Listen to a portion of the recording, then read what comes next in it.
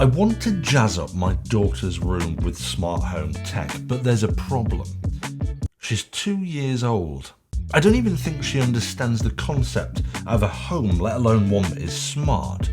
So welcome back to another episode of STU'S Reviews. Now, my house, as you can probably guess, is a massive advertisement for smart homes. Lights turn on automatically, my kettle can be boiled with just my voice, and even my dishwasher sends notifications to my watch to say that it's finished washing the dishes. More recently, I've done a ton of projects with aqara stuff. Things like my backlight on the desk, which has a notification segment using the aqara T1 LED strip. And the auto everything off desks that I've done with the aqara FP2 sensor, both of which you can take a look at the videos for on the channel, so go and make sure you check those episodes out, they're pretty cool.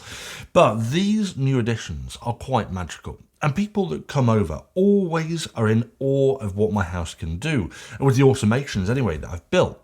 They always create these kind of wow moments. And that got me thinking, how could I do that in my daughter's room? So aqara have sponsored this episode to find a way to bring this smart home magic to my daughter's room. But I have some reservations about this. So I've drawn up a few rules that I need to follow for this to be a successful project. Number one, it's got to be accessible and easy to use. She has to be able to operate it herself. Number two, it's got to be foolproof and it has to work flawlessly without problems. And number three, it has to be fun. But first, I need to try and work out what the hell I'm actually going to do. So let's go and have a look what I'm dealing with. So this is her room. It's pretty neutral colours, but there's an obvious jungle theme going on in here. Now, I don't want to change this theme that much, so don't expect this to be an episode of Grand Designs or anything. I'm not about to go over budget by 2 million as well, like everyone on Grand Design seems to do. Instead, I want to add some simple things, but to big effect. I want to focus on creating worlds at the press of a button, and a huge part of this will be the lighting in this room. So I'm going to add in a few strategically placed aqara LED strip lights amongst a few other bits. But first, I need to put up some extra shelves to give us some more space to play with, and somewhere to put the ambient lighting.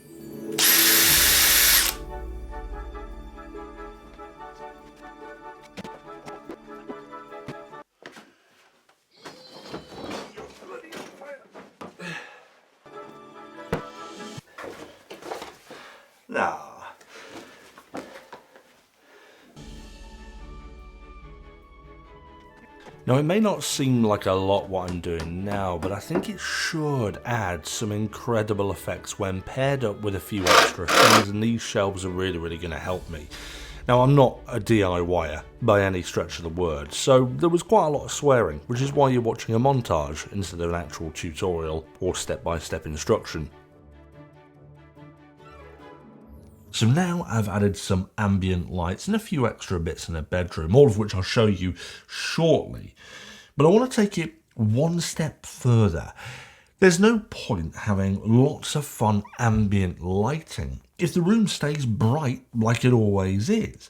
What I want is any transformations to feel immersive, and one of the best ways of doing this is by shutting the real world out. Now, of course, for adults, we could just get up and shut the curtains ourselves, but she's still a little milk goblin, and the curtains are about 8 foot high. This is where the aqara E1 curtain drivers come in. Devices like this are an elegant solution to make your old dumb curtains into smart curtains in about 30 seconds, and are fantastic for adding automations like shutting and opening at certain times of the day, or what I've done in the past is to shut the curtains when there's no occupancy detected in the room for 30 minutes, which helps retain heat in the house and saves on energy bills. But what this also means is that I can offer my daughter some independence and choice when she wants to shut the curtains or open them, for example, because she'll be able to do it at a simple press of a button, which I'll get onto shortly. Now, installation is pretty straightforward. I'm installing this on a curtain rod, and therefore it has this bracket that simply clips around it.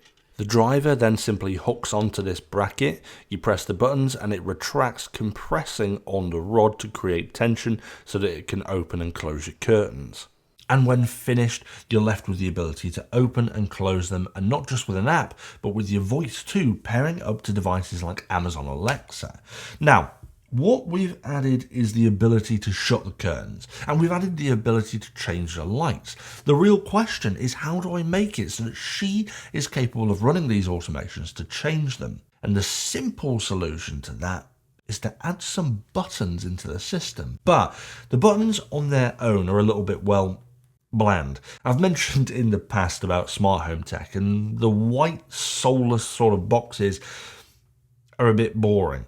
Certainly for my daughter anyway, because she won't remember what each bland white button does. Kids' brains work through visual association, and this is how they learn. So I set to work 3D printing something from my 3D printer to help her associate the buttons to certain routines, and this is what I came up with. These are fun panels designed to be simplistic and offer her a visual cue based on colour and pattern as to what happens when the buttons are pressed. Now these fit the standard Aqara wireless buttons, and there's a small section at the bottom for it to fit into.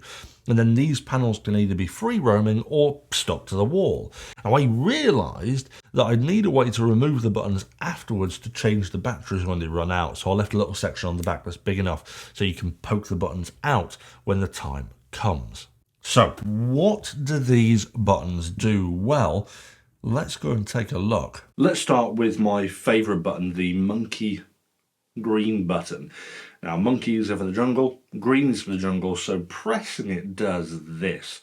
It shuts the curtains, turns on some jungle sounds, turns the wall to green and turns a moon lamp on to pretty much a cool effect. Now, at the moment, I'm overlaying a jungle sound because of copyright laws, but it does play one automatically from the echo on the other side of the room, which is really, really cool.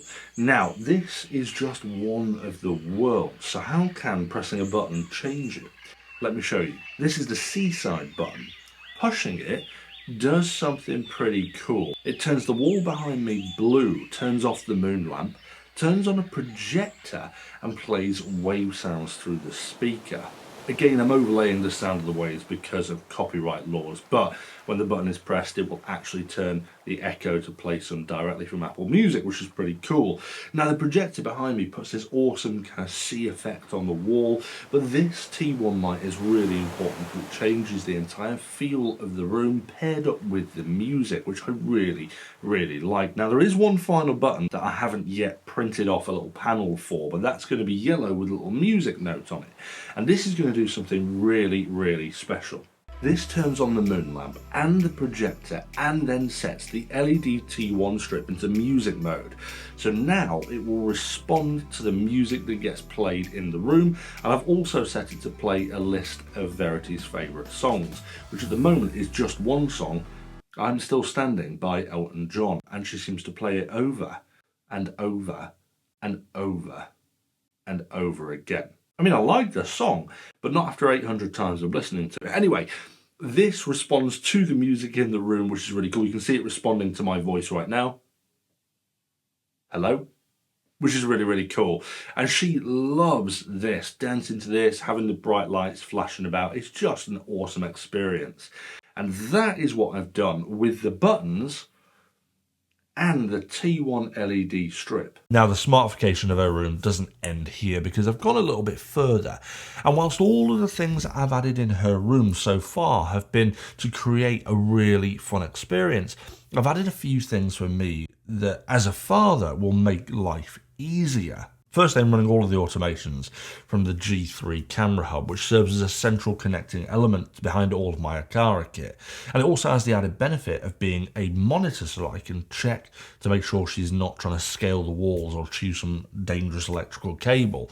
And secondly, I've added a door sensor so that I know if she's trying to escape her room at 3 AM. I've set a routine to turn my bedroom lamps on and alert me from my Echo device if the door opens between midnight and 6 AM, which gives me a peace of mind and adds that extra level of security to that room. And lastly, because I'm a father, it gives me certain rights and responsibilities, such as screaming obscenities if the family or anyone turns on a light in a car whilst I'm driving at night, or mentioning the weather in every conceivable conversation. But perhaps the most important role of a father is to complain at least 3 times a day about the price of electricity after someone leaves a light on for longer than 10 seconds of being out of a room.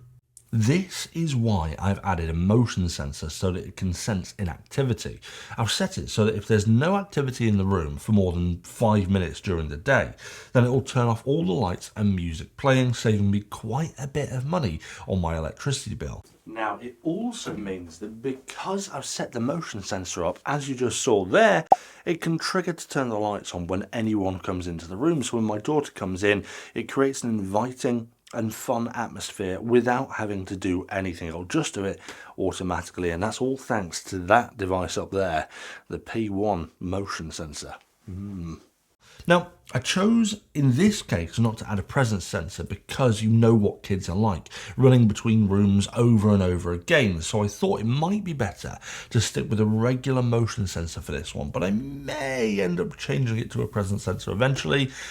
I guess we'll just see how it goes with the motion sensor for now.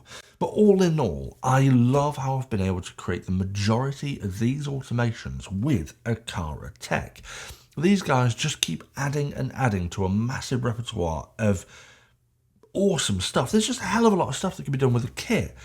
I'll drop a link below to all of the pieces of kit I've used from aqara. Seriously, go and take a look at all of their stuff because it just keeps on blowing my mind. Now, I realise that I'm probably just scratching the surface of what sort of fun stuff I could do in my daughter's room to make it smart. So if you've got any ideas or there's any automations that you think I should add in, let me know in the comments. And I'll be online for the next hour or so responding to every comment, so make sure you go and drop down there and say hi. And I'll tell you what, I'll pin the best automation that anyone's got. And if you found today's episode helpful or I've inspired you to add a few of these things to your own house, make sure you hit that thumbs up and subscribe button. And I'll see you guys back for another episode of STU'S Reviews soon.